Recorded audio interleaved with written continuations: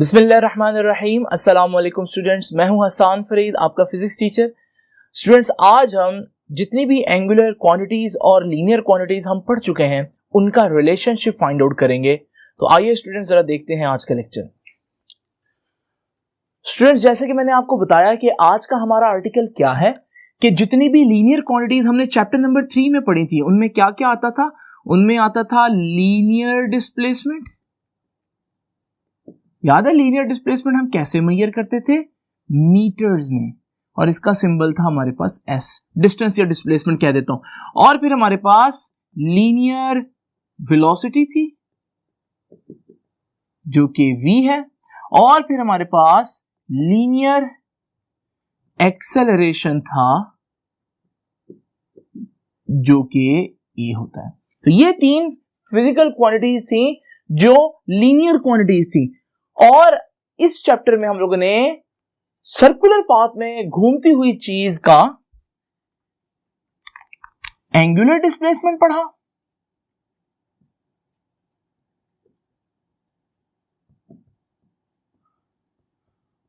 जिसको हम लोगों ने थीटा या डेल्टा थीटा का नाम दिया, और घूमती हुई चीजों की वेलोसिटी यानी कि एंगुलर वेलोसिटी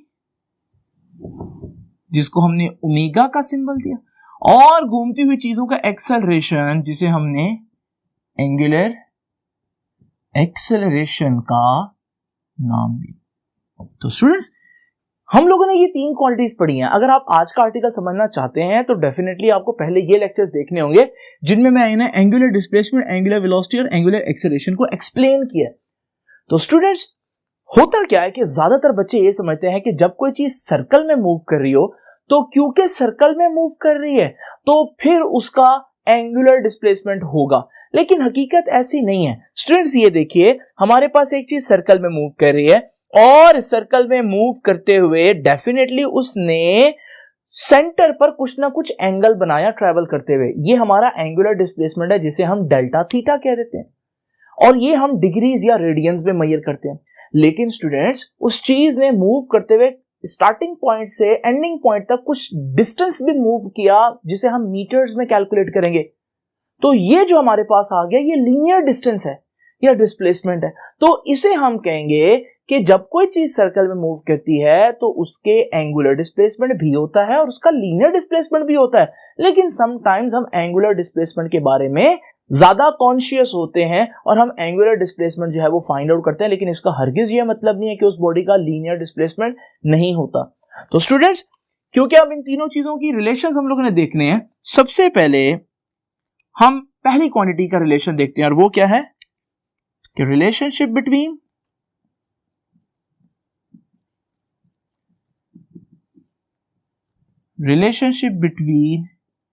लीनियर डिस्प्लेसमेंट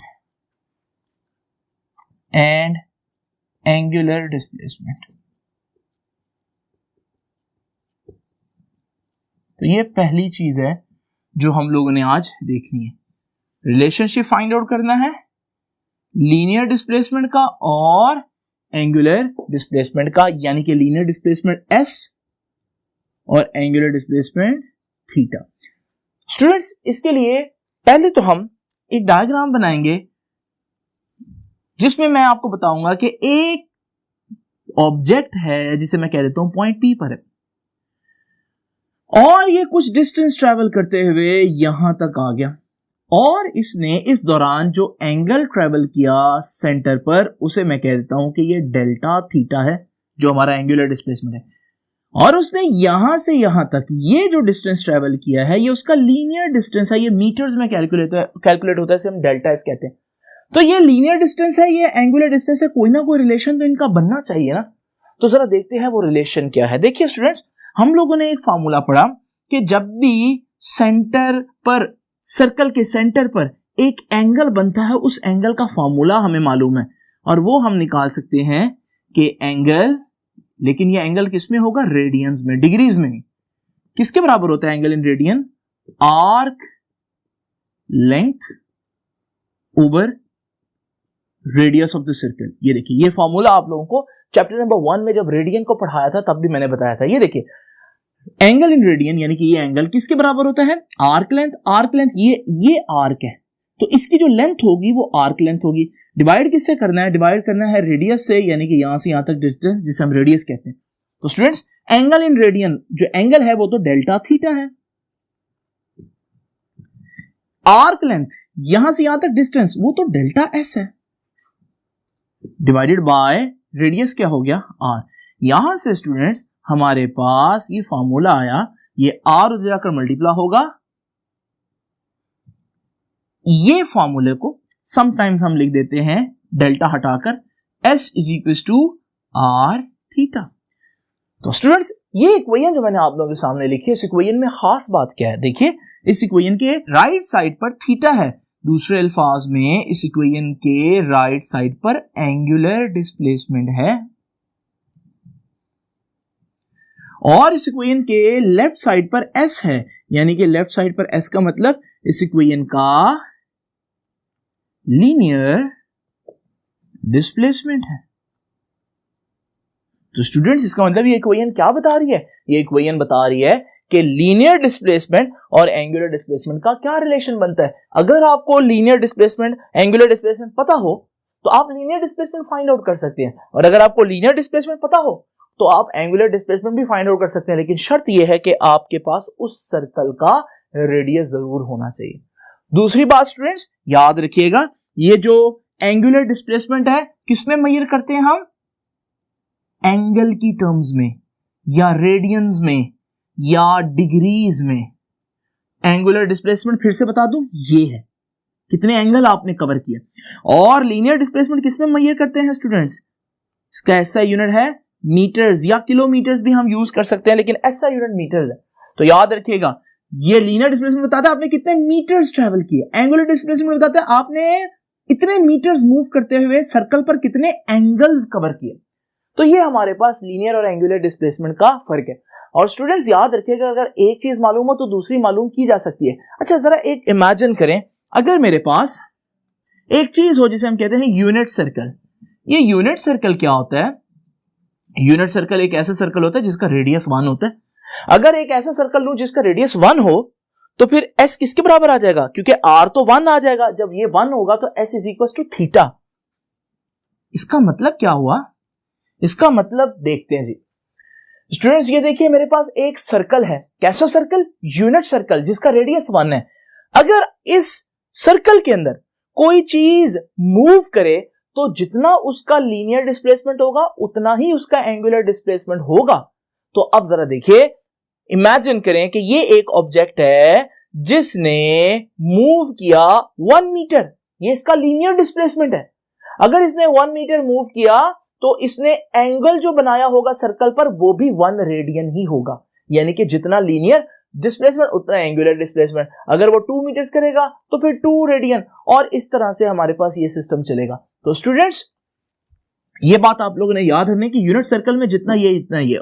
दूसरी बात, ये इक्वेशन कब वैलिड है, ये इक्वेशन तब वैलिड है स्टूडेंट्स जब थीटा किसमें लेना आपने, रेडियंस में। अगर आप डिग्री में लेंगे तो इस इक्वेशन के आंसर ठीक नहीं आएंगे। दूसरी इंपॉर्टेंट बात, तो हमारे पास जब कोई चीज सर्कल में मूव कर रही है उसके दो किस्म के डिस्प्लेसमेंट्स हुए, एक लीनियर डिस्प्लेसमेंट, एक एंगुलर डिस्प्लेसमेंट। आइए जरा देखते हैं कि दोनों की डायरेक्शन कहां होगी स्टूडेंट्स। देखिए स्टूडेंट्स, ये हमारे पास एक रस्सी से एक पत्थर बांधकर इसको हम घुमा रहे हैं। अगर किसी भी पॉइंट पर इस पत्थर को छोड़ा जाए तो ये पत्थर जो है ये टेंजेंट की डायरेक्शन में निकल जाएगा, यानी इस पॉइंट पर इसकी मोशन की डायरेक्शन अलोंग द टेंजेंट थी। तो हम कहेंगे कि जब भी कोई चीज सर्कल में मूव कर रही हो तो उसका जो लीनियर डिस्प्लेसमेंट होता है वो अलोंग द टेंजेंट होता है। तो इसका मतलब लीनियर डिस्प्लेसमेंट कहां होता है, अलोंग द टेंजेंट होता है। ये भी याद रखिएगा कि ये जो लीनियर डिस्प्लेसमेंट है इसकी डायरेक्शन कहां होगी, अलोंग टेंजेंट होगी। और इसका सबूत क्या है, जब भी कोई चीज सर्कल में मूव कर रही हो और वो किसी भी पॉइंट पर अगर आप उसको छोड़े हैं तो वो उस पॉइंट पर टेंजेंट की डायरेक्शन में निकल जाएगी, जैसे मैंने अभी पत्थर वाली एग्जांपल आपको दी। ये तो होगी इसकी डायरेक्शन। अब जरा देखते हैं एंगुलर डिस्प्लेसमेंट कहां होता है। स्टूडेंट्स आपको याद होगा एंगुलर डिस्प्लेसमेंट के बारे में जब मैंने पढ़ाया था आप लोगों को चैप्टर नंबर 5 के फर्स्ट लेक्चर में, तो मैंने आपको बताया कि एंगुलर डिस्प्लेसमेंट जो है वो राइट हैंड ग्रिप रूल की डायरेक्शन में होता है। फॉर एग्जांपल अगर हमारे पास ये एक पंखा है और ये इस डायरेक्शन में मूव कर रहा है तो इसका एंगुलर डिस्प्लेसमेंट कहां होगा? आप इसका एंगुलर डिस्प्लेसमेंट निकालने के लिए राइट हैंड को उसकी मोशन की रोटेशन की डायरेक्शन में कर्ल करेंगे फिंगर्स को, तो थंब जो है वो एंगुलर डिस्प्लेसमेंट बताएगा। यानी एंगुलर डिस्प्लेसमेंट कहां हुआ? एंगुलर डिस्प्लेसमेंट जो है वो हमारे पास एक्सिस ऑफ रोटेशन में हुआ। तो यहां से आप देख सकते हैं कि अगर कोई चीज जो है वो घूम रही हो तो उसका एंगुलर डिस्प्लेसमेंट इस डायरेक्शन में और उसका जो लीनियर डिस्प्लेसमेंट है वो टेंजेंट में होगा। अगर आप इन दोनों वेक्टर्स को कंबाइन करें तो आपको पता चलेगा कि दोनों के दरमियान 90 डिग्री बन रहा है। तो स्टूडेंट्स ये बड़ी इंपॉर्टेंट बात है कि हमारे पास जो एंगुलर डिस्प्लेसमेंट होता है वो कहां होता है? एंगुलर डिस्प्लेसमेंट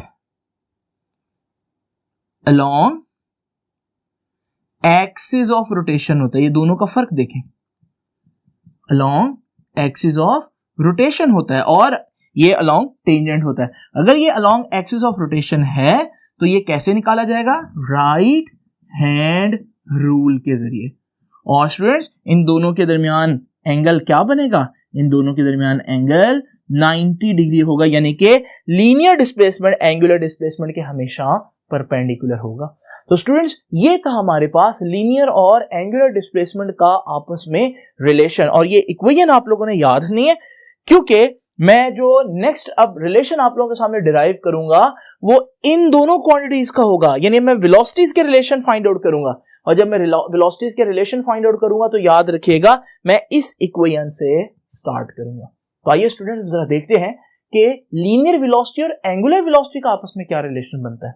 स्टूडेंट्स अब जरा हम देखते हैं कि लीनियर वेलोसिटी और एंगुलर वेलोसिटी में क्या रिलेशन है। देखिए लीनियर वेलोसिटी जिसको मैंने v का नाम दिया है और एंगुलर वेलोसिटी जिसको मैंने ओमेगा का नाम दिया। आपको मालूम है ये दोनों भी वेक्टर क्वांटिटीज हैं। तो स्टूडेंट्स अब जरा देखते हैं कि लीनियर वेलोसिटी और एंगुलर वेलोसिटी का रिलेशन क्या बनता है। अभी मैंने आपको लीनियर डिस्प्लेसमेंट और एंगुलर डिस्प्लेसमेंट का रिलेशन बताया और वो क्या था? वो इस तरह से था कि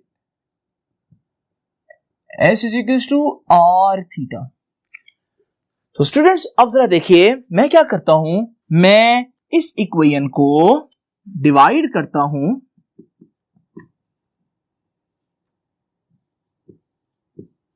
टाइम से दोनों तरफ।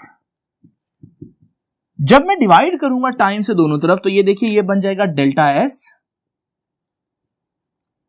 ओवर डेल टी और ये बन जाएगा R delta theta as it is, नीचे आ जाएगा डेल टी। तो मैंने दोनों तरफ डिवाइड कर दिया टाइम से। क्यों डिवाइड किया? क्योंकि स्टूडेंट्स याद रखिएगा ये डिस्टेंस है, डिस्टेंस को जब टाइम से डिवाइड करें तो वेलोसिटी बन जाती है। इसी तरह से ये एंगुलर डिस्प्लेसमेंट है, जब इसको टाइम से डिवाइड करूंगा तो एंगुलर वेलोसिटी बन जाएगी। तो यहां पर हमारे पास ये एंगुलर जो है हमारे पास वेलोसिटी बन गई। लेकिन स्टूडेंट्स याद रखिएगा ये डिस्टेंस है, डिस्टेंस हमारे पास एक स्केलर क्वांटिटी है। हम यहां वेलोसिटीज की बात कर रहे हैं, वेलोसिटीज वेक्टर क्वांटिटीज हैं। तो जरा देखते हैं यहां पर एक छोटा सा इश्यू है जिसको हमने रिजॉल्व करना है। देखिए स्टूडेंट्स हमारे पास पॉइंट ए से पॉइंट बी तक अगर आप इस पाथ से जाएं तो हम कहेंगे कि ये डिस्टेंस है क्योंकि कर्व पाथ है। लेकिन अगर आप पॉइंट ए से पॉइंट बी तक स्ट्रेट जाएं तो फिर ये जो स्ट्रेट पाथ आता है इसे हम बोलते हैं डिस्प्लेसमेंट। वो जो ऊपर वाला पाथ है कर्व वाला उसको डिस्प्लेसमेंट नहीं कह सकते। तो जस्ट इमेजिन करें अगर एक पॉइंट सर्कल में है और वो मूव करता है तो क्या मैं उसका जो डिस्टेंस है मैं उसको डिस्प्लेसमेंट कह सकता हूं? हरगिज नहीं, क्योंकि ये कर्व पाथ है। अब इसका क्या किया जाए? इसका तरीका यह है कि स्टूडेंट्स आप बजाय बहुत ज्यादा एंगल चेंज करने के आप थोड़ा सा एंगल चेंज करें, इतना कम एंगल चेंज करें कि वो जो आपके पास कर्व है वो इतनी छोटी हो जाएगी कि वो ऑलमोस्ट एक स्ट्रेट पाथ बन जाएगा और फिर हम उसको क्या कह सकते हैं कि डिस्प्लेसमेंट बन गया ये। लेकिन स्टूडेंट्स इतना कम एंगल तब ही कवर होगा जब हम टाइम ड्यूरेशन बहुत थोड़ी रखें, इतनी थोड़ी कि टाइम अप्रोच करे जीरो को। तो याद रखिएगा मैं अब यहां पर क्या करूंगा कि लिमिट लगाऊंगा दोनों तरफ। सपोज करूंगा ये बात कि let delta T approaches zero, कि टाइम इंटरवल आप इतना थोड़ा लें कि टाइम इंटरवल क्या बन जाए, टाइम इंटरवल 0 को अप्रोच करे। जब 0 को अप्रोच करेगा तो हमारे पास डिस्टेंस इतना थोड़ा ट्रेवल होगा कि ऑलमोस्ट स्ट्रेट हो जाएगा, और फिर वो डिस्टेंस नहीं बल्कि क्या कहलाएगा, डिस्प्लेसमेंट। और जब वो डिस्प्लेसमेंट बन जाएगा तो ये एक्सप्रेशन क्या बन जाएगा, rate of change of displacement. और rate of change of displacement तो वेलोसिटी होती है, लेकिन कौन सा डिस्प्लेसमेंट, लीनियर डिस्प्लेसमेंट। तो rate of change of linear displacement linear velocity होगी स्टूडेंट्स। तो याद रखिएगा ये जो एक्सप्रेशन है delta S over delta T, ये वेलोसिटी बन गई क्योंकि डिस्टेंस ओवर टाइम है, लेकिन अगर आप लिमिट लगा दें तो ये डिस्प्लेसमेंट ओवर टाइम है, और डिस्प्लेसमेंट ओवर टाइम जो है वो लीनियर वेलोसिटी होती है। और स्टूडेंट्स ये आर एज इट इज रहेगा। अब क्योंकि मैंने लिमिट लगाई है डेल्टा टी अप्रोचेस 0, आपको पहला लेक्चर याद आया होगा जिसमें मैंने क्या कहा था, अगर टाइम इंटरवल बहुत थोड़ा हो तो इसको भी वेक्टर कंसीडर किया जा सकता है। ये भी अब एंगुलर डिस्प्लेसमेंट है, तो rate of change of angular displacement क्या बना, एंगुलर वेलोसिटी। बिल्कुल इसी तरह जैसे rate of change of linear displacement linear velocity होती है।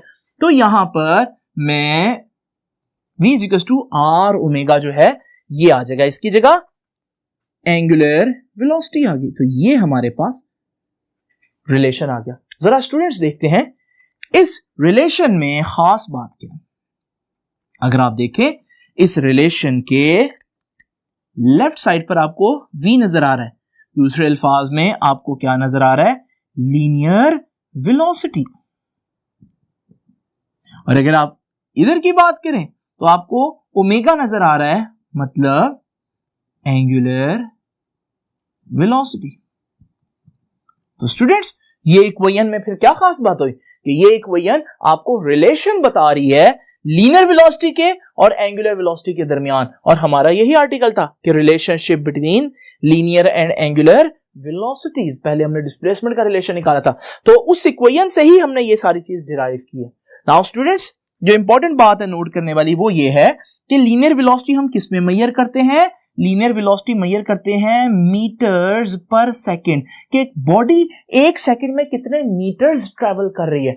जबकि एंगुलर वेलोसिटी कैसे मेजर करते हैं, रेडियंस पर सेकंड, के बॉडी एक सेकंड में कितने एंगल चेंज कर रही है रेडियंस में। तो स्टूडेंट्स अगर आप देखें ये दोनों की लैंग्वेज डिफरेंट है, दोनों कैलकुलेट डिफरेंट यूनिट्स में हो रहे हैं, लेकिन दोनों का मतलब एक ही है। मिसाल के तौर पर अगर मेरे पास ये एक ऑब्जेक्ट है, ये बहुत कम मीटर्स ट्रेवल कर रहा है एक सेकंड में, तो भाई ये बहुत कम डिग्रीज भी ट्रेवल करेगा आपके सर्कल के सेंटर पर। लेकिन अगर ये ऑब्जेक्ट है जो बड़ी तेजी से जो है वो मीटर्स ट्रैवल कर रहा है, ज्यादा मीटर्स कवर करेगा तो ज्यादा एंगल भी कवर करेगा सर्कल पर। तो इसका मतलब जब लीनियर वेलोसिटी ज्यादा होगी तो एंगुलर वेलोसिटी भी ज्यादा होगी। तो हमारे पास चीज एक ही है, लेकिन सिर्फ हमारे बताने का तरीका डिफरेंट है एंगुलर वेलोसिटी में और लीनियर वेलोसिटी में। दूसरी चीज जो बड़ी इंपॉर्टेंट है स्टूडेंट्स वो ये है कि देखते हैं इनकी डायरेक्शंस कहां बनती हैं। ये देखिए स्टूडेंट, ये लीनियर वेलोसिटी है, लीनियर वेलोसिटी कहां से आई है, डिस्प्लेसमेंट से, और लीनियर डिस्प्लेसमेंट कहां था, अलोंग द टेंजेंट। तो लीनियर वेलोसिटी भी कहां होगी, अलोंग द टेंजेंट। और अगर आप देखें कि हमारे पास कोई चीज सर्कल में मूव कर रही है, तो जब वो सर्कल में मूव कर रही होगी तो किसी भी पॉइंट पर उसकी वेलोसिटी उस पॉइंट पर टेंजेंट की डायरेक्शन में होगी। तो आप कोई भी पॉइंट देखेंगे हर पॉइंट पर वेलोसिटी जो है वो टेंजेंट की डायरेक्शन में होगी।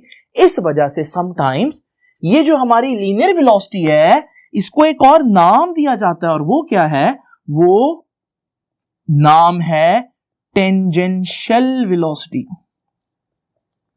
तो लीनियर वेलोसिटी का एक नाम क्या है, टेंजेंशियल वेलोसिटी। इसलिए समटाइम्स इसके साथ छोटा सा टी लग जाता है और वो इसकी डायरेक्शन को शो कर रहा है कि ये लीनियर वेलोसिटी है, तो और ये किस डायरेक्शन में है, ये अलोंग द टेंजेंट है। और अगर आप किसी भी चीज को छोड़ें सर्कल में मूव करते हुए तो हमने देखा वो टेंजेंट की डायरेक्शन में निकल जाती है। क्यों, क्योंकि उस वक्त उसकी वेलोसिटी टेंजेंट की डायरेक्शन में थी। नाउ स्टूडेंट्स ये देखिए हमारे पास ओमेगा की वेलोसिटी क्या होगी, ओमेगा की डायरेक्शन क्या होगी। ओमेगा जो है वो एंगुलर वेलोसिटी है, और मैंने आपको बताया था कि एंगुलर वेलोसिटी की डायरेक्शन जो है वो राइट हैंड रूल से निकलती है। इसका मतलब ये हुआ स्टूडेंट्स कि हमारे पास अगर ये पंखा है और ये इस तरह से मूव कर रहा है, आप राइट हैंड रूल लगाएं, उसकी डायरेक्शन में फिंगर्स को कर्ल करें तो अंगूठा एंगुलर वेलोसिटी की डायरेक्शन बताएगा। तो इसका मतलब एंगुलर वेलोसिटी भी एक्सिस ऑफ रोटेशन में है, यानी कि राइट हैंड रूल में है। तो याद रखिएगा कि एंगुलर वेलोसिटी जो है वो कहां होती है, अलोंग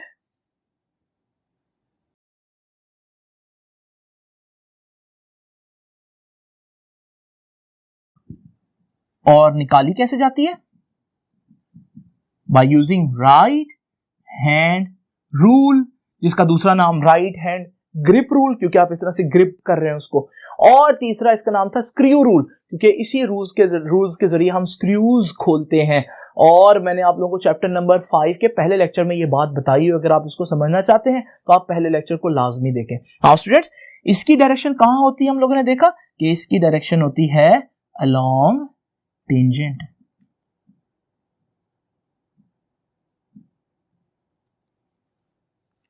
नाउ स्टूडेंट्स, अगर मैं कह रहा हूं कि ये लीनियर वेलोसिटी और वेलोसिटी तो एक वेक्टर क्वांटिटी है, तो फिर अगर मैं इसका वेक्टर फॉर्मूला बताऊं तो वेक्टर फॉर्मूला कुछ इस तरह से बनेगा कि वेक्टर फॉर्मूला में हम कहेंगे कि ये वेक्टर आ जाएगा, तो फिर ये दोनों भी वेक्टर्स बन जाएंगे। लेकिन याद रखिएगा, जो नोट करने वाली बात है वो ये है कि ओमेगा का वेक्टर हमेशा पहले और जो आर है उसका वेक्टर बाद में आएगा। अगर आपने इसको पहले इसको बाद में लिख दिया यहां पर तो मसला होगा, यहां पर इश्यू नहीं होगा, क्योंकि ये फॉर्मूला किसको शो कर रहा है, मैग्नीट्यूड्स को। लेकिन ये वेक्टर फॉर्म है, वेक्टर फॉर्म जो है वो क्रॉस प्रोडक्ट आ रहा है। और आपको याद है मैंने आपको बताया था चैप्टर नंबर 2 में, क्रॉस प्रोडक्ट कॉम्यूटेटिव नहीं होता, यानी ए क्रॉस बी का आंसर बी क्रॉस ए के बराबर नहीं आता। इस तरह से एक ओमेगा क्रॉस आर और आर क्रॉस ओमेगा एक चीज नहीं होगी। तो ये फॉर्मूला इसी तरह से ही लिखना है। नाउ स्टूडेंट्स, ये जो मैंने अभी आप लोगों के सामने बात की है, जरा देखते हैं एक और इंपॉर्टेंट चीज। ये देखिए, अब हमारे पास वही पाथ है सर्कुलर, और हमारे पास एक चीज जो है वो सर्कुलर पाथ में मूव कर रही है। जरा जल्दी से बताएं इसकी लीनियर वेलोसिटी कहां होगी, तो स्टूडेंट्स अलोंग टेंजेंट। और फिर हमारे पास इसकी एंगुलर वेलोसिटी कहां होगी, तो राइट हैंड रूल से इसकी angular velocity axis of rotation में आएगी। और जरा दोनों वेक्टर्स को कंबाइन करके देखें कि इसकी डायरेक्शन क्या बन रही है, तो ये एक दूसरे पर परपेंडिकुलर हैं। तो यहां से हमने ये सीखा कि बिल्कुल उसी तरह से जिस तरह से लीनियर डिस्प्लेसमेंट और एंगुलर डिस्प्लेसमेंट एक दूसरे के वेक्टर थे, एक दूसरे के परपेंडिकुलर थे, क्योंकि ये कहां पर है, टेंजेंट में, और वो एक्सिस ऑफ रोटेशन में। बिल्कुल इसी तरह से ये भी टेंजेंट और ये एक्सिस ऑफ रोटेशन में है, तो ये भी एक दूसरे पर हमेशा क्या होंगे, परपेंडिकुलर होंगे, लीनियर वेलोसिटी और एंगुलर वेलोसिटी। तो स्टूडेंट्स, अभी तक जो हम लोगों ने पढ़ा, एक दफा मैं उसको कंबाइन कर देता हूं। ये देखिए, तो हमारे पास ये ऑब्जेक्ट जो है वो सर्कुलर पाथ में मूव कर रहा है। तो अभी जरा देखिए, एंगुलर डिस्प्लेसमेंट और एंगुलर वेलोसिटी दोनों राइट हैंड रूल लगाएंगे, तो दोनों के लिए राइट हैंड रूल लगेगा, तो दोनों एक्सिस ऑफ रोटेशन में। और इसी तरह से लीनियर डिस्प्लेसमेंट और लीनियर वेलोसिटी टेंजेंट में होंगे, तो दोनों का एक ही टेंजेंट है। यानी कि लीनियर क्वांटिटीज आप देख रहे हैं टेंजेंट की डायरेक्शन में आ रही हैं, और एंगुलर क्वांटिटीज जो है वो एक्सिस ऑफ रोटेशन में आ रहे हैं। अब हमारे पास जो है तीसरी चीज जो एक्सेलरेशन है, आइए देखते हैं उसका क्या रिलेशन बनता है स्टूडेंट्स। नाउ स्टूडेंट्स, जरा देखते हैं आज की लास्ट रिलेशनशिप, और वो किस किस के दरमियान है, लीनियर एक्सेलरेशन और एंगुलर एक्सेलरेशन, यानी कि ए के दरमियान और अल्फा के दरमियान। अब जरा इन दोनों का रिलेशनशिप देखते हैं, ये भी बहुत इंपॉर्टेंट है। अभी जो लास्ट इक्वेशन मैंने आप लोगों के सामने लिखी थी स्टूडेंट्स, वो क्या थी, ये देखिए, मैंने लिखा था कि भाई हमारे पास S is equal to R theta था, राइट। और फिर मैंने क्या किया था, मैंने दोनों तरफ डिवाइड किया टाइम से, तो by dividing delta T on both sides, दोनों तरफ मैंने डेल्टा टी से डिवाइड किया। ये इक्वेशन क्या बन गई थी, delta S divide by delta T, और यहां आर एज इट इज, ये delta theta divided by delta T. अब मैंने बताया था कि ये डेल्टा एस है, ये डिस्टेंस है। इसको डिस्प्लेसमेंट बनाने के लिए मुझे क्या करना पड़ेगा, मुझे टाइम इंटरवल बहुत छोटा करना पड़ेगा, तो फिर हमारे पास वो कर्व लाइन स्ट्रेट बन जाएगी। तो यहां पर ये बात मैं इस तरह से लिखूंगा कि let delta T approach zero. जब हम डेल्टा टी अप्रोच करेंगे जीरो को, तो ये डिस्प्लेसमेंट बन जाएगा, और डिस्प्लेसमेंट ओवर टाइम क्या बनता है, वेलोसिटी। और ये एंगुलर डिस्प्लेसमेंट ओवर टाइम बन जाएगा, ये बन जाएगा एंगुलर वेलोसिटी। ये चीज मैं आपके सामने ऑलरेडी डिराइव कर चुका हूं। अब एक्सेलरेशन निकालना है। एक्सेलरेशन क्या होता है, वेलोसिटी में चेंज। तो स्टूडेंट्स, अब मुझे क्या करना पड़ेगा, मुझे ये वेलोसिटी है इसको भी टाइम से डिवाइड करना पड़ेगा। मैं यहां डेल्टा लगा देता हूं और मैं दोनों तरफ फिर से टाइम से डिवाइड कर देता हूं। तो by dividing delta T on both sides. अब जरा देखें, जब मैं दोनों तरफ डेल्टा टी से डिवाइड करूंगा ये delta we over delta T हो जाएगा और ये आ जाएगा आर डेल्टा ओमेगा, यहां भी डेल्टा टी आ जाएगा। तो दोनों तरफ मैंने डेल्टा टी लगा दिया। नाउ स्टूडेंट्स ये क्या बन गया, delta we over delta T, change in velocity over time, rate of change of velocity बन गया। और rate of change of velocity तो एक्सेलरेशन होता है बच्चों। और फिर हमारे पास आर एज इट इज, और ये क्या बन गया, ये rate of change of angular velocity, और एंगुलर वेलोसिटी का जो चेंज है वो अल्फा होता है। तो ये हमारे पास इक्वेशन बन गई। अब स्टूडेंट्स इस इक्वेशन में देखते हैं कि क्या खास बात है। ये देखिए, इस इक्वेशन के एक तरफ ए है और जो हमारे पास ए है वो तो कहलाता है लीनियर एक्सेलरेशन, यानी इस इक्वेशन के लेफ्ट हैंड साइड पर लीनियर एक्सेलरेशन है, और अल्फा जो है वो हमारे पास क्या कहलाता है, एंगुलर एक्सेलरेशन। और स्टूडेंट्स ये इक्वेशन में क्या खास बात हुई, फिर ये इक्वेशन की लेफ्ट साइड लीनियर एक्सेलरेशन और राइट साइड एंगुलर एक्सेलरेशन रखती है, यानी कि ये इक्वेशन रिलेट कर रही है किस किस को, लीनियर एक्सेलरेशन और एंगुलर एक्सेलरेशन को। और वही जानना हमारा आज का आर्टिकल था कि relationship between linear and angular acceleration. तो सबसे पहले तो हमारे पास ये रिलेशन आ गया। दोनों ही क्या बताते हैं, दोनों ही बताते हैं कि स्पीड कितना चेंज हो रही है। और ये कैसे बताएगा, ये इन यूनिट्स में बताएगा, मीटर पर सेकंड स्क्वायर। और ये किन यूनिट्स में बताएगा, रेडियन पर सेकंड स्क्वायर। ये एंगल की टर्म में बताएगा और ये डिस्टेंस की टर्म में बताएगा। लेकिन मैं आपको पहले भी बता चुका हूं कि ये एक ही बात को एक्सप्लेन करने के लिए दो अलग-अलग लैंग्वेजेस हैं, इनमें कोई कॉन्ट्राडिक्ट नहीं है। नाउ स्टूडेंट्स ये तो हो गया हमारे पास A equals to R alpha. अब जरा देखते हैं हमारे पास इनकी डायरेक्शंस कहां होगी। स्टूडेंट्स ये देखिए, हमारे पास ये एक चीज जो है वो यूनिफॉर्म स्पीड से सर्कल में मूव कर रही है। अब जरा आप गेस करें कि लीनियर डिस्प्लेसमेंट कहां था, याद है, अलोंग टेंजेंट। लीनियर वेलोसिटी कहां थी, अलोंग टेंजेंट। तो लीनियर एक्सेलरेशन कहां होगा इसका, जल्दी से बताएं। अलोंग टेंजेंट अगर आपने सोचा है तो आपका आंसर गलत है स्टूडेंट्स। एक्सेलरेशन क्या होता है, एक्सेलरेशन वेलोसिटी में चेंज होता है, और मैंने अभी देखा आपके सामने इसको यूनिफॉर्म स्पीड से घुमा रहा हूं भाई, इसमें एक्सेलरेशन नहीं होगा। तो फिर कब होगा एक्सेलरेशन, जरा इमेजिन करें ये चीज रेस्ट पर थी और अब आहिस्ता आहिस्ता स्पीड पकड़ेगी। जब ये आहिस्ता आहिस्ता स्पीड पकड़ेगी अब इसके पास एक्सेलरेशन होगा। अब ये स्पीड पकड़ रही है तो जरा देखें, लीनियर डिस्प्लेसमेंट और लीनियर वेलोसिटी तो टेंजेंट में थे ही, लेकिन अब लीनियर एक्सेलरेशन भी क्या होगा, टेंजेंट में होगा। तो स्टूडेंट्स आपने देखा अब टेंजेंट में हमारे पास तीन वेक्टर्स हो गए, तीनों लीनियर वेक्टर्स। लेकिन यहां एक बड़ी और इंपॉर्टेंट बात है, वो देखें, अगर मैं इस चीज की स्पीड बजाय बढ़ाने के आहिस्ता आहिस्ता कम करूं, तो जब इसकी स्पीड आहिस्ता आहिस्ता कम होगी, अभी भी लीनियर डिस्प्लेसमेंट लीनियर वेलोसिटी उन्हीं टेंजेंट्स में है, लीनियर एक्सेलरेशन भी टेंजेंट में ही होगा। लेकिन अब बड़ी इंपॉर्टेंट बात सुन लें कि लीनियर एक्सेलरेशन अब वेलोसिटी के ऑपोजिट होगा टेंजेंट में, लेकिन अब यह सिस्टम बनेगा। तो हमने सीखा कि लीनियर एक्सेलरेशन टेंजेंट में होगा, लेकिन उसकी दो डायरेक्शंस होती हैं, वो टेंजेंट में होकर वेलोसिटी की डायरेक्शन में भी हो सकता है और टेंजेंट में होकर वेलोसिटी के ऑपोजिट भी हो सकता है, डिपेंड करता है स्पीड बढ़ रही है या कम हो रही है। तो स्टूडेंट्स लीनियर एक्सेलरेशन की डायरेक्शन क्या आई, लीनियर एक्सेलरेशन की दो डायरेक्शंस आई। एक डायरेक्शन क्या होगी, दोनों डायरेक्शंस हैं टेंजेंट के ही अलोंग, लेकिन एक में अलोंग टेंजेंट भी है और अलोंग वेलोसिटी भी है। ऐसा कब होगा, जब उस बॉडी की स्पीड बढ़ रही हो, स्पीड इज इंक्रीजिंग। लेकिन यह भी हो सकता है कि वो अलोंग टेंजेंट हो, अलोंग टेंजेंट हो लेकिन अलोंग वेलोसिटी ना हो, बल्कि ऑपोजिट टू वेलोसिटी हो। फिर हमारे पास ये कब होगा, जब बॉडी की स्पीड बजाय बढ़ने के स्पीड इज डिक्रीजिंग।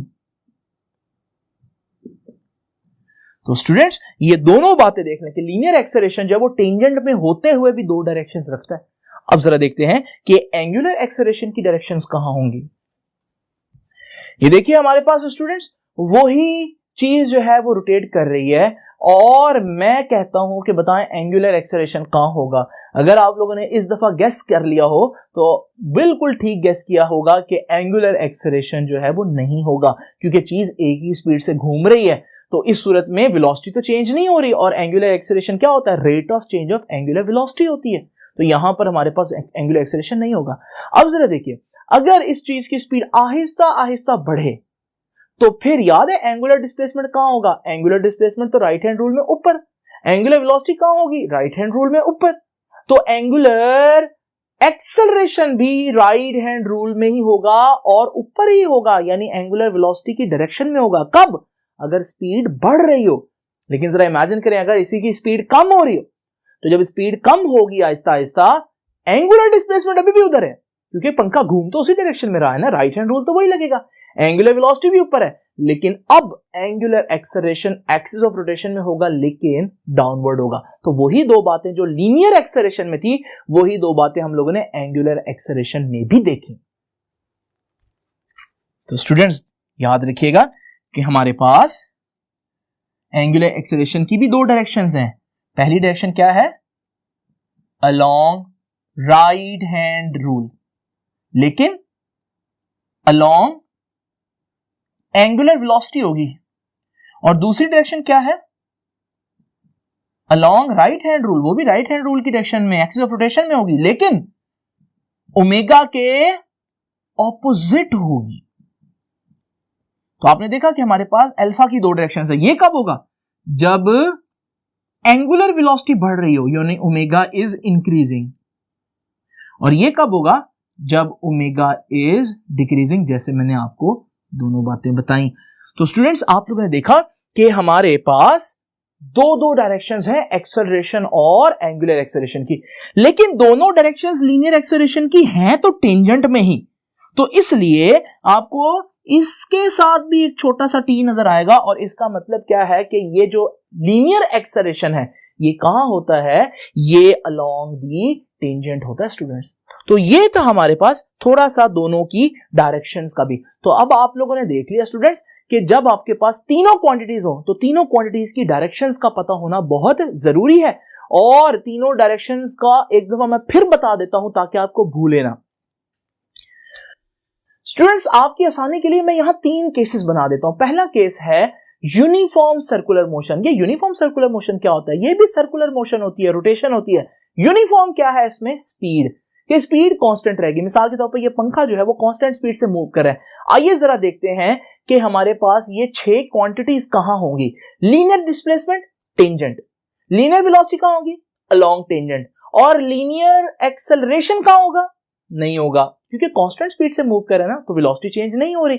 इसी तरह से अगर मैं देखूं कि यहां पर एंगुलर डिस्प्लेसमेंट कहां होगा, राइट हैंड रूल ऊपर को, एंगुलर वेलोसिटी कहां होगी, राइट हैंड रूल ऊपर को, एंगुलर एक्सेलरेशन कहां होगा, नहीं होगा। तो आपने एक और बात भी सीखी कि सर्कल में हमारे पास दो किस्म की डायरेक्शंस होती हैं, या तो चीजें टेंजेंट में होंगी या फिर एक्सिस ऑफ रोटेशन में होंगी। दूसरी बात, अगर ए नहीं है लीनियर एक्सेलरेशन तो अल्फा भी नहीं है एंगुलर एक्सेलरेशन, तो यानी दोनों चीजें एक दूसरे से जुड़ी हुई हैं। अब जरा देखिए स्टूडेंट, अगर दूसरा केस हम डिस्कस करें, केस नंबर 2 ये है कि बॉडी रोटेट कर रही हो लेकिन उसकी स्पीड बढ़ रही हो, पहले में स्पीड नहीं बढ़ी थी। तो ये मेरे पास पंखा है और मैं इसको अचानक से ऑन करता हूं और आहिस्ता आहिस्ता इसकी स्पीड बढ़ना शुरू हो जाएगी। अब जरा देखें, हमारे पास linear velocity, linear displacement tangent, linear velocity tangent, linear acceleration tangent, और उन दोनों की डायरेक्शन में ही होगा। और फिर हमारे पास angular displacement right hand rule ऊपर, angular velocity right hand rule ऊपर, और angular acceleration right hand rule और उन्हीं की डायरेक्शन में यानी ऊपर। अब तीसरा केस क्या हुआ, जब स्पीड कम हो रही हो, जरा देखें, मैं इस पंखे को ऑफ करता हूं, स्पीड कम हो रही है, देखते हैं अब 6 की 6 डायरेक्शन कहां बनेगी। जहां पंखा जा रहा है उसी डायरेक्शन में tangent, linear displacement tangent, linear velocity tangent, linear acceleration tangent, लेकिन वेलोसिटी के ऑपोजिट टेंजेंट। ठीक है स्टूडेंट। फिर इसी तरह से एंगुलर डिस्प्लेसमेंट ऊपर, एंगुलर वेलोसिटी ऊपर, right hand rule, angular acceleration right hand rule, लेकिन वेलोसिटी की डायरेक्शन में नहीं बल्कि डाउनवर्ड। तो ये हमारे पास बिल्कुल कॉम्प्रिहेंसिव वे में मैंने आपको सारी चीज बता दी जो आपको पता होनी चाहिए। स्टूडेंट्स जरा देखिए पेज नंबर 104 के ऊपर ये जो पैराग्राफ है, अब हम जरा डिटेल में डिस्कस करेंगे कि इस पैराग्राफ के अंदर क्या लिखा हुआ है। तो स्टूडेंट्स जरा देखिए, इमेजिन करें कि मेरे पास एक रिजिड बॉडी है, एक सख्त बॉडी है जो एक सर्कुलर पाथ में रोटेट कर रही है। जरा इमेजिन करें कि इस बॉडी के ऊपर दो पॉइंट्स हैं, पॉइंट ए जो सेंटर के ज्यादा करीब है और पॉइंट बी जो सेंटर से थोड़ा सा दूर है। अब मैं इस पूरी बॉडी को सपोज करें 30 डिग्री रोटेट कर देता हूं। जब मैं इसको इतना रोटेट करूंगा तो आप देखेंगे दोनों पॉइंट्स ने सेंटर पर सेम एंगल ट्रेवल किया, यानी कि दोनों का एंगुलर डिस्प्लेसमेंट सेम। लेकिन अगर आप देखें दोनों का लीनियर डिस्प्लेसमेंट सेम नहीं है। जो पॉइंट ए है उसने कम डिस्टेंस ट्रेवल किया है लीनियर, जबकि जो पॉइंट बी जो दूर था उसने ज्यादा डिस्टेंस ट्रेवल किया है। हालांकि एंगुलर डिस्प्लेसमेंट सेम है, फिर भी लीनियर डिस्प्लेसमेंट सेम नहीं है। तो याद रखिएगा जब भी हमारे पास एक रिजिड बॉडी हो तो उसके बारे में एक बड़ी इंपॉर्टेंट बात है जो उस पैराग्राफ में है कि for a rigid body all points have same angular displacement, सारे पॉइंट्स का एंगुलर डिस्प्लेसमेंट सेम होगा बट डिफरेंट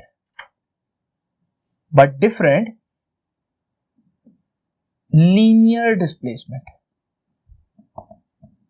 और किसका लीनियर डिस्प्लेसमेंट ज्यादा होगा?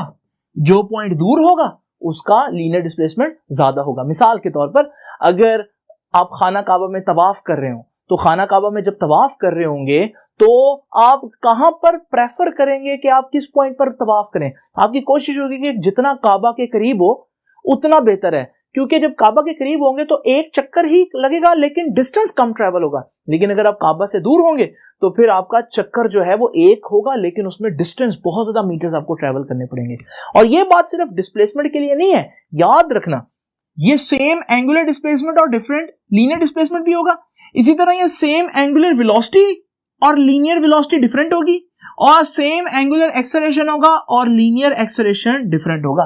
तो इसका मतलब जब भी कोई चीज हमारे पास सर्कल में मूव कर रही है तो जितने पॉइंट्स हमारे पास करीब होंगे उनकी लीनियर डिस्प्लेसमेंट, लीनियर वेलोसिटी और लीनियर एक्सेलरेशन कम, और जितने पॉइंट्स दूर होंगे उनका लीनियर वेलोसिटी, लीनियर डिस्प्लेसमेंट और लीनियर एक्सेलरेशन ज्यादा होगा। जबकि एंगुलर डिस्प्लेसमेंट और एंगुलर वेलोसिटी और एंगुलर एक्सेलरेशन डिस्टेंस पर डिपेंड नहीं करते, आप जिधर मर्जी हो। अगर वो रिजिड बॉडी है तो आपको आपके डिस्प्ले एंगुलर वेलोसिटीज को, एंगुलर क्वांटिटीज को कोई फर्क नहीं पड़ेगा।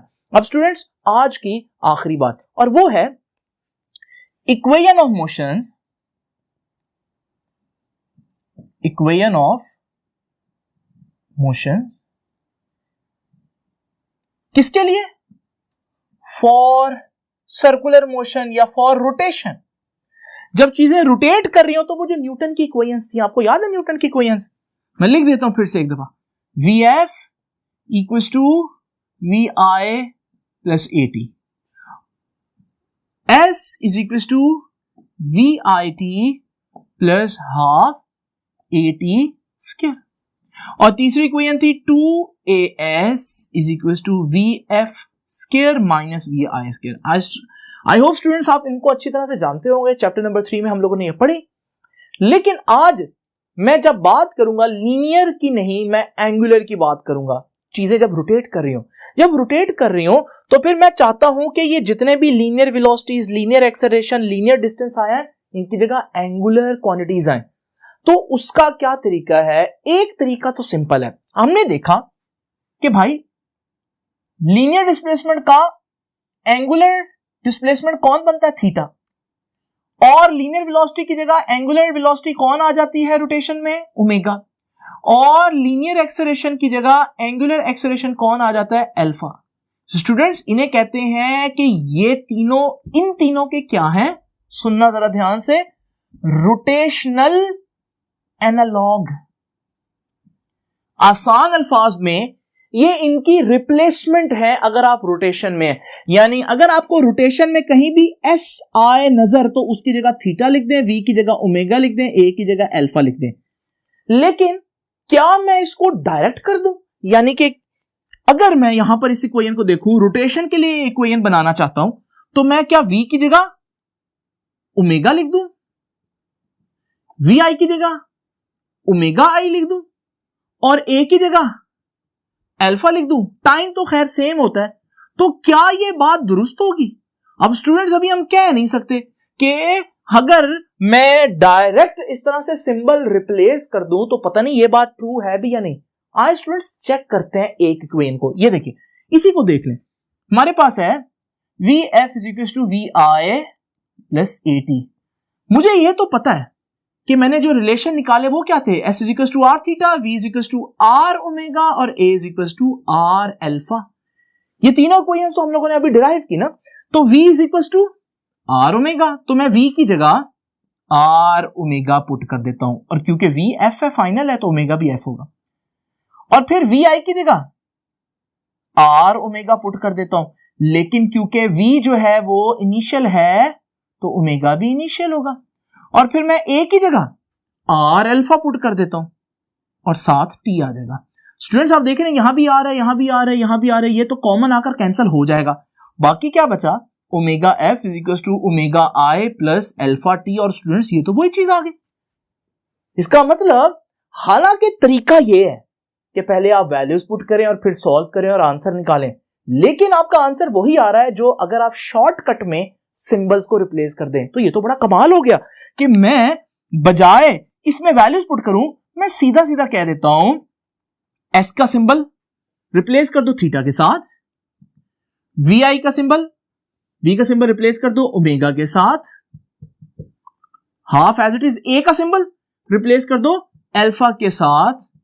तो ये चीज हमारे पास उसी इक्वेशन का रोटेशनल एनालॉग आ गया। फिर इसी तरह से मैं यहां पर कह सकता हूं ये 2 है, ये A है, A की जगह मैं अल्फा, और ये S है, S की जगह मैं थीटा लगा देता हूं। इसी तरह से ये V है, VF है, मैं इसकी जगह ओमेगा F, और ये VI है, मैं इसकी जगह ओमेगा I लिख दूं। तो ये भी वही इक्वेशन बन गई। तो स्टूडेंट्स असल तरीका लेकिन यही है। अगर आपको शॉर्ट क्वेश्चन में आए तो फिर आपने इसको ऐसे सॉल्व करना है, लेकिन अगर आप शॉर्टकट में देखें तो बड़े जबरदस्त बात है कि किसी भी लीनियर मोशन की इक्वेशन को अगर आप बनाना चाहते हैं रोटेशनल मोशन की इक्वेशन, तो आप उनके सिंबल्स को रिप्लेस कर दो और हर एक लीनियर क्वांटिटी की जगह उनका रोटेशनल एनालॉग जो बनता है वो पुट कर दें। ये जो हमारे पास 3 इक्वेशंस हैं ये कहलाती हैं स्टूडेंट्स कि ये हमारे पास न्यूटन की इक्वेशंस ही हैं, कि ये न्यूटन्स इक्वेशन है for rotational motion, for rotational motion. लेकिन एक बात याद रखिएगा, इन इक्वेशंस को लगाने के लिए कुछ कंडीशन है। आपको याद है जब मैंने आपको ये इक्वेशंस पढ़ाई थी, मैंने बताया था इसके लिए भी कुछ कंडीशंस हैं कि बॉडी स्ट्रेट लाइन में चल रही होनी चाहिए, एक्सेलरेशन कांस्टेंट होना चाहिए, और भी कुछ कंडीशंस थी। लेकिन जब आप इनको लगाएंगे तो इनके लिए भी कुछ कंडीशंस हैं। उनमें से एक आपकी बुक ने पेज नंबर 104 की लास्ट 3 लाइनों में डिस्कस किया, और वो ये है कि बॉडी का जो एक्सिस ऑफ रोटेशन है ना वो चेंज नहीं होना चाहिए। यानी कि बॉडी जो है उसका एक्सिस ऑफ रोटेशन बिल्कुल स्ट्रेट, अगर इस तरफ है तो इसी तरफ रहे, तो फिर आप इक्वेशंस ऑफ मोशन लगा सकते हैं। अगर एक्सिस ऑफ रोटेशन चेंज हो गया तो फिर मसला हो जाएगा। तो स्टूडेंट्स ये है हमारे पास आज का आर्टिकल जिसमें हम लोगों ने बहुत सी चीजें और बहुत इंपॉर्टेंट चीजें डिस्कस की हैं। तो आपसे मुलाकात होगी अब इंशाल्लाह नेक्स्ट लेक्चर में। तब तक के लिए अल्लाह हाफिज।